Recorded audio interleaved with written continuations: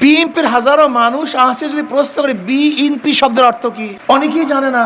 যদি বিএনপির ম্যানিফেস্টো কি, নীতিমালা কি, আদর্শ কি জানে না। বিএনপিতে অন্তর্ভুক্ত হতে গেলে কয় টাকা চাঁদা দিতে হয় প্রথম ফর্ম ফিল আপ করার জন্য, তাও সে জানে না। জিয়াউর রহমান সাহেব কবে ক্ষমতায় বসছে? বিশ্বাস করেন, বিএনপির অনেক নেতা আছে, জিয়াউর রহমান সাহেব কবে ক্ষমতায় বসছে তাও জানে না। জিয়াউর রহমান সাহেব ক্ষমতায় বসছিলেন 75 সনে। আচ্ছা বলেন তো, তিনি নির্বাচন দিয়েছিলেন কোন সনে? 79-তে। ক্ষমতায় বসছেন 75-এ, নির্বাচন দিয়েছিলেন 79-তে। আমি আপনাদের প্রশ্ন করতে চাই, ক্ষমতায় বসছেন 75-এ, নির্বাচন দিয়েছেন 79-তে, এই যে প্রায় 4 বছর 4.5 বছর পরে নির্বাচন দিয়েছিলেন, এটা কোন সংবিধানে ছিল? কোন সংবিধানের আইনে ছিল আমাকে বলুন? এটা 72 সংবিধান নাই। 72-এর সংবিধান হলো প্রাইম মিনিস্টার বা প্রেসিডেন্টের পদ খালি হওয়ার 3 মাসের মধ্যে নির্বাচন দিতে হবে। আজকে যারা সংবিধান নিয়ে কথা বলছেন, আপনারা সংবিধান তো জানেনই না। বড় সমস্যা এখানে। আজকে দেখবেন আমাদের সিইসি সাহেব বলেন সংবিধানে নেই, পিআর সিস্টেম সংবিধানে নেই। আমি বলবো আপনি নিজেও তো সংবিধানে নেই। কারণ সংবিধানে আছে সরকার পতন হওয়ার 3 মাস পরে নির্বাচন দিবেন, সেই নির্বাচনে ডিসাইড হবে কে প্রাইম মিনিস্টার হবে, তারপরে তারা পদ নিয়োগ দেবেন।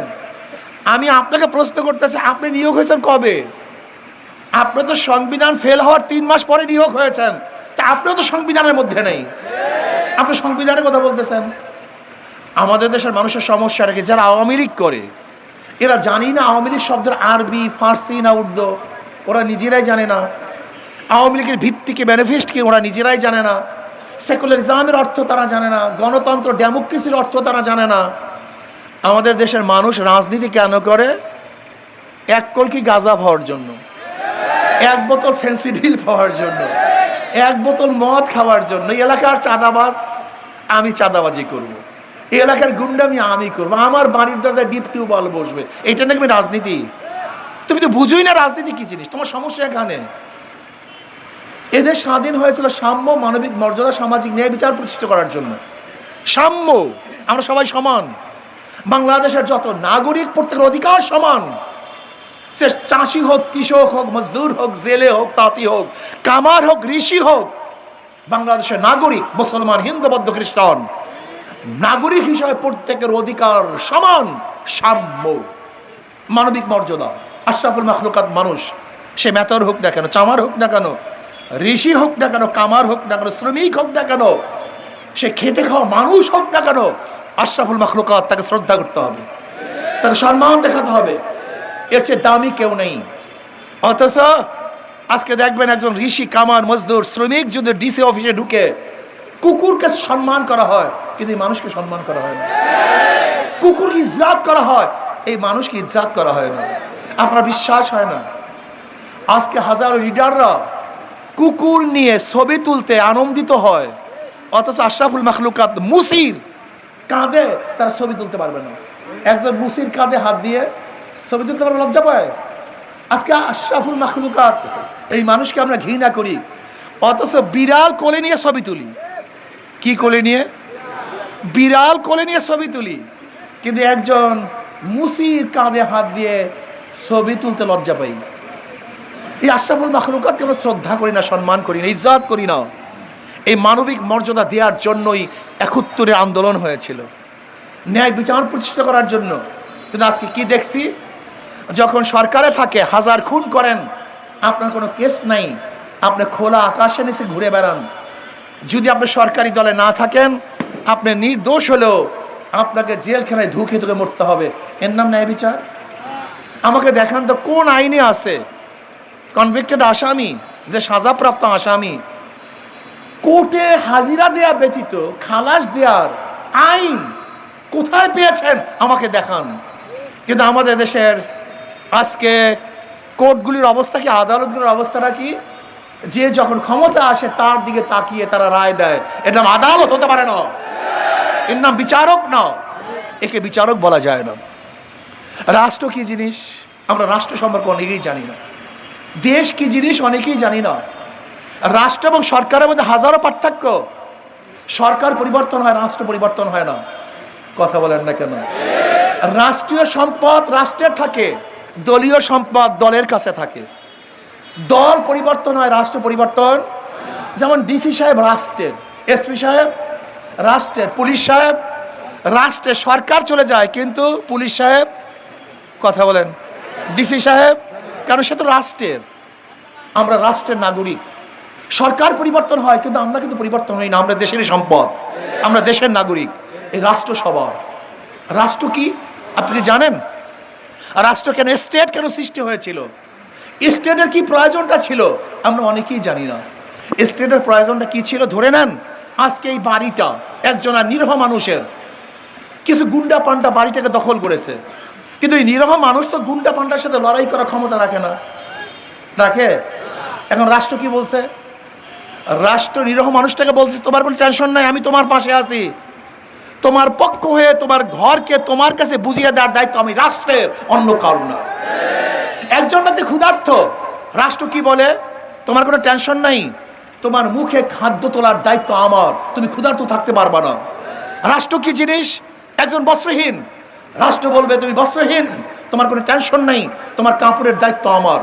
একজন চিকিৎসাহীন ধুকে তোকে পড়ছে, রাষ্ট্র কি বলবে? তোমার কোনো টেনশন নাই, তোমার কেউ নাই, আমি তোমার পাশে আছি, তোমার চিকিৎসার দায়িত্ব আমি গ্রহণ করব। একজন ছেলে গরিব মেধাবী, অর্থের অভাবে পড়াশোনা করতে পারে না, রাষ্ট্র কি বলে জানেন?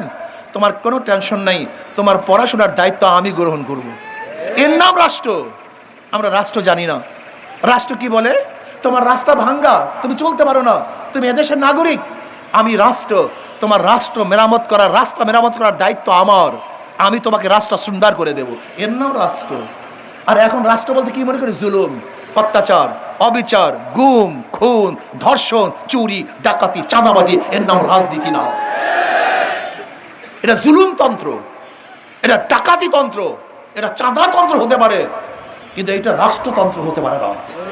রাষ্ট্রতন্ত্র মানে যে রাষ্ট্রের মধ্যে প্রত্যেকটা মানুষ নিরাপত্তা অর্জন করবে। রাষ্ট্রের দায়িত্বটা কি? তুমি নাক টেনে ঘুমাও, আমার পুলিশ তোমার বাড়ির দরজা পাহারা দিবে, তোমার কোনো টেনশন নেই। তোমাকে কেউ আক্রমণ করবে, চুরি করবে, সেই দায়িত্ব আমার, আমি তোমাকে পাহারা দেব, তুমি ঘুমাবা। এর নাম রাষ্ট্র। কিন্তু আজকে 53 বছর যারা ক্ষমতায় ছিল এই কাজগুলি করতে পারে নাই। তারা কি করেছে? জুলুম করেছে, অত্যাচার করেছে, অবিচার করেছে, দেশের সম্পদ লুটপাট করেছে, 28 লক্ষ কোটি টাকা বাংলাদেশের বিদেশে পাচার করেছে। আপনাকে জানেন রাষ্ট্রের প্রত্যেকটা খাতকে ধ্বংস করে ফেলেছে। আজকে আওয়ামী লীগ সরকার নাই মানে প্রধান বিচারপতি সেও নেই, নাকি ডিজিএমের প্রধান সেও নেই, এনএসআই প্রধান সেও নেই, আইজি সেও নেই, এমন কি বাইতুল মুকাররমের মসজিদের ইমাম সাহেব নেই। বুঝেন, এমন কোনো খাত নাই যেখানে দলীয়করণ করে নেই। এর নাম রাষ্ট্র? এর নাম রাষ্ট্র না, এটাকে রাষ্ট্র বলা যায় না। রাষ্ট্র কি? যেখানে বাংলাদেশের প্রত্যেকটা মানুষের নিরাপত্তা কিভাবে দেওয়া হবে, শুধু মানুষ, গোটা জানোয়ারের নিরাপত্তা কিভাবে দেওয়া হবে। ওমর ইবনে খাত্তাব রাদিয়াল্লাহু সেই বক্তব্য যে ফোরাতের কুলেও যদি একটা কুকুর না খেয়ে মারা যায় আমি ওমরকে জবাব দিতে হবে। এর নাম রাষ্ট্র।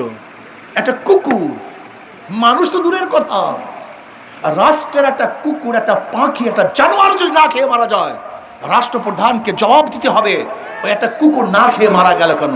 এর নাম রাষ্ট্র। আমরা রাষ্ট্র সম্পর্কে জানিই না। কেনই বা ওরা করবে? ওরা তো করতেই পারবে না।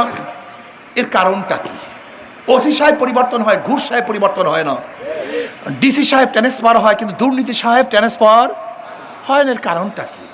বহু দলের শাসন আমরা দেখেছি, আওয়ামী লীগের শাসন দেখেছি, বিএনপি শাসন দেখেছি, জিয়াউর রহমান সাহেবের শাসন দেখেছি, কিন্তু ভাগ্যের পরিবর্তন দেখি নেই। আমরা আইয়ুব খানের শাসন দেখেছি, শেখ সাহেবের শাসন দেখেছি, জিয়াউর রহমানের শাসন দেখেছি, আওয়ামী লীগ, বিএনপি বহু শাসন দেখেছি, মানুষের ভাগ্যের পরিবর্তন দেখি নেই। কারণটা কি? একজনের নাম এ, একজনের নাম বি, একজনের নাম সি। এও চোর, বিও চোর, সিও চোর। ক্ষমতা আছে এ, সে কি করবে? জোরে বলেন। হটাও এ বসাও বি, সে কি করবে? হটাও বি বসাও সি, সে কি করবে? কারণ নেতার পরিবর্তন হয়েছে, দলের পরিবর্তন হয়েছে, নীতি ও আদর্শের পরিবর্তন হয়নি। এই যতবার পরিবর্তন করবেন, আপনাকে দেখেন নাই এক দলে আগে চাঁদাবাজি করছে, এখন আর এক দলে চাঁদাবাজি করে। আগে এক দলে ধর্ষণ করছে, আর এক দলে ধর্ষণ করা শুরু করেছে। আগে আর এক দলে চুরি করতো, আর এক দলে চুরি করা শুরু করেছে। শুধু হাতের পরিবর্তন, চেহারার পরিবর্তন, কিন্তু চোরের পরিবর্তন হয়নি। পাটা পুতায় ঘষা ঘষি মরিচের দফা শেষ না। চোর ডাকাত বদমাশদেরকে আর আমরা ক্ষমতায় নেব না। এর জন্য আমাদের শায়খ মুর্শিদ বলেছেন, শুধু নেতা নয়, নীতির পরিবর্তন চাই। শুধু নেতা পরিবর্তন করে হবে না, চোরের পরিবর্তে চোর আনলে হবে না, ডাকাতের পরিবর্তে আর এক ডাকাত আনলে হবে না, এক চাঁদাবাজের পরিবর্তে আর এক চাঁদাবাজ ক্ষমতায় আনলে হবে না। এর জন্য আমাদেরকে কি করতে হবে? 2 নম্বর জমিতে 1 নম্বর ফসল হয় না, 2 নম্বর গাছে 1 নম্বর ফল হয় না, 2 নম্বর ওস্তাদের কাছে 1 নম্বর ছাত্র হয় না, 2 নম্বর নেতার কাছে দেশ কোনোদিন 1 নম্বর হতে পারে না। এই জন্য শুধু নেতা নয়, নীতির পরিবর্তন চাই। আমি আগেই বলেছি, ধর্মীয় দৃষ্টিকোণ থেকে আপনি কেন হাত পাখায় ভোট দিবেন এবং রাজনৈতিক দৃষ্টিকোণ থেকে কেন দিবেন।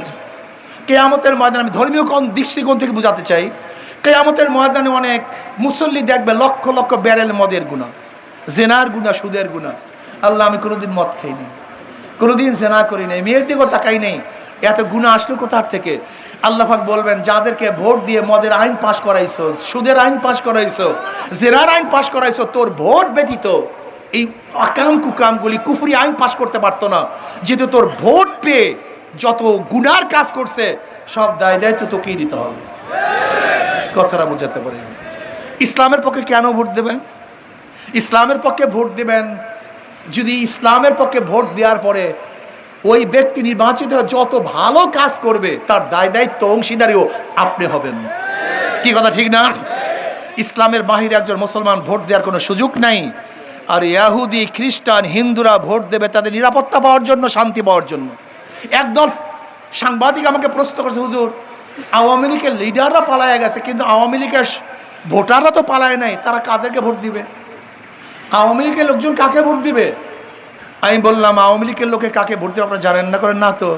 আমি বললাম, যাদের মাধ্যমে তাদের জান মালের নিরাপত্তা পাবে, তারা তাদেরকে ভোট দেবে।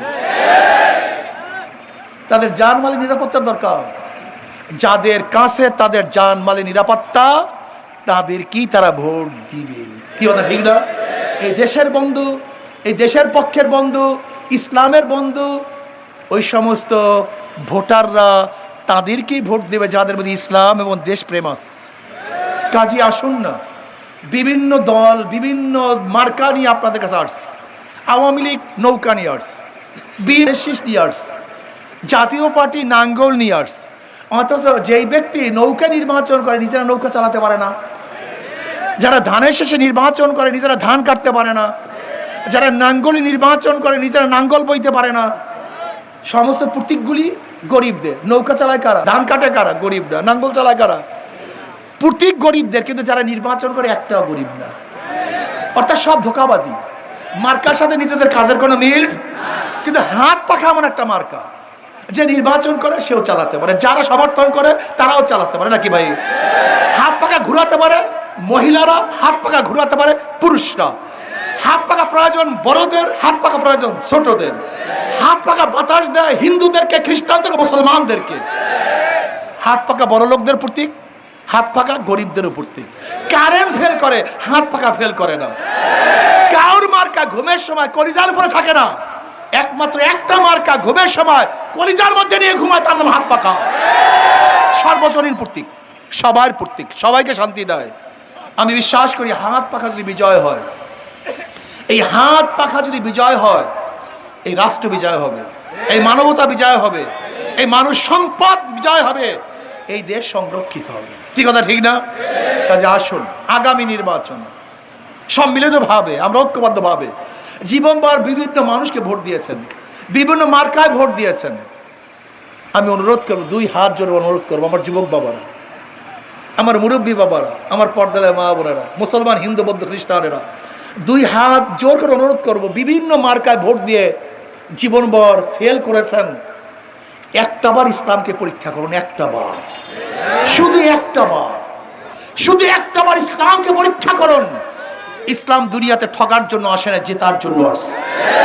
ইসলাম কোনো ঠকার কোনো নীতি ও আদর্শের নাম না, ইসলাম বিজয়ের আদর্শের নাম।